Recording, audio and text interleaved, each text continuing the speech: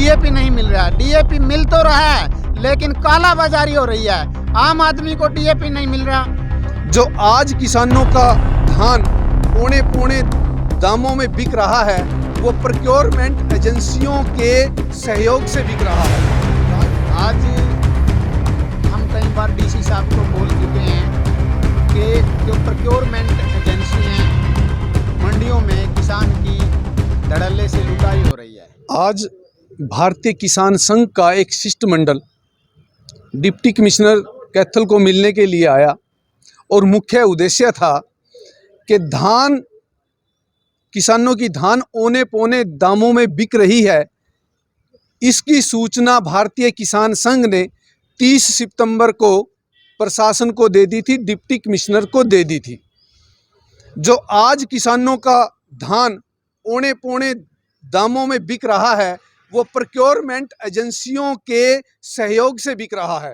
Rice millers और procurement agencies आपस में मिले हुए हैं, वो किसान को तंग करते हैं और आड़ती पर दबाव बनाते हैं, तो जिससे किसान मजबूर हो जाता है, क्योंकि किसान को अपने घरेलू कार्य बहुत होते हैं। इसका सारे का सारा श्रेय मैं कैथल प्रशासन को देता हूं, हरियाणा सरकार को देता हूं। अगर हरियाणा सरकार संवेदनशील होती तो किसान संगठनों के आह्वान पर, किसान संगठनों के सुझाव पर उसको अच्छे तरीके से राइस मिलरों को मंडी अलॉट करती, यानी कि एक अच्छी व्यवस्था नहीं बनाई जिससे किसान की फसल, धान की फसल औने पौने भाव में बिकी। 1960 रुपए की जो भाव मिलना था उसकी जगह उसको 1700-1800 रुपये प्रति क्विंटल के हिसाब से भाव मिला। और अगर हम फोन करते हैं, डिप्टी कमिश्नर को फ़ोन करते हैं और उच्च अधिकारियों को फ़ोन करते हैं, फ़ोन उठाते ही नहीं। और यहाँ का जो डीएफएससी है प्रमोद शर्मा, मेरे ख्याल में उसको भी फ़ोन करते हैं, वो एक नंबर का यहाँ का भ्रष्टाचारी अधिकारी है।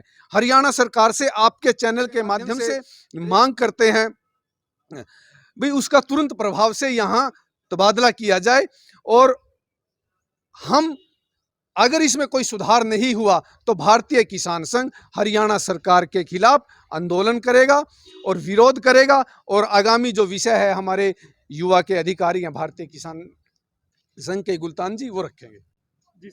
आज हम कई बार डीसी साहब को बोल चुके हैं कि जो प्रोक्योरमेंट एजेंसी हैं मंडियों में किसान की धड़ल्ले से लुटाई हो रही है। कहीं ना कहीं पूर्ण योजना और पूर्व योजना, इसकी तरफ सरकार का और प्रशासन का बिल्कुल भी ध्यान नहीं है। मंडियों में किसानों की धान को औने पौने दामों में लूटा जा रहा है। बार बार शिकायत करने पर भी, हालांकि किसान संगठन जो शिकायत कर सकते हैं वो समाधान नहीं कर सकते, लेकिन हम सरकार से और प्रशासन से पूछना चाहते हैं तो किसान जाए तो जाए कहाँ। अब डीसी साहब हैं, जिले के मुख्यमंत्री हैं, मैं ये भी कहना चाहूँगा डीसी साहब का कोई गलत कोई मंशा नहीं है, लेकिन अपवाद इतना जम चुका है, भ्रष्टाचार कर्मचारियों के जो भ्रष्टाचारी लोग हैं उनकी नसों में इतना रम चुका है, वो निकाले से भी नहीं निकल रहा। अब आप डीएपी की बात लगा लो, डीएपी नहीं मिल रहा। डीएपी मिल तो रहा है लेकिन काला बाजारी हो रही है, आम आदमी को डीएपी नहीं मिल रहा।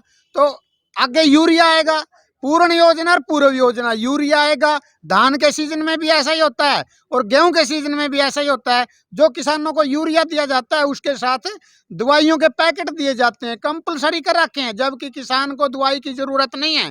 अगर है तो उस दवाई की जरूरत नहीं है जो ये दे रहे हैं, तो किसानों को मजबूरी वंश इनकी दवाइयाँ खरीदनी पड़ रही हैं, इनको इनके भ्रष्टाचार को सहन करना पड़ रहा है।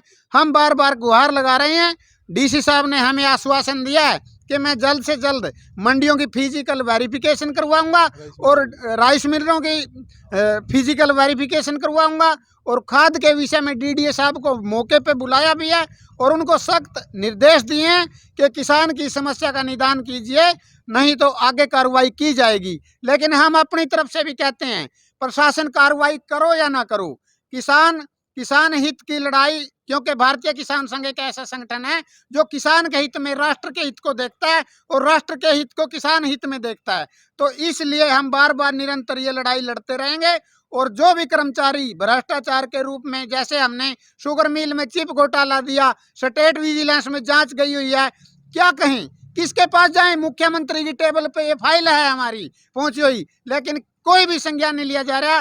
तो किसान संघ सड़कों पर रहेगा इन्हीं बातों को लेकर, जब तक किसान की समस्या का निदान नहीं होता।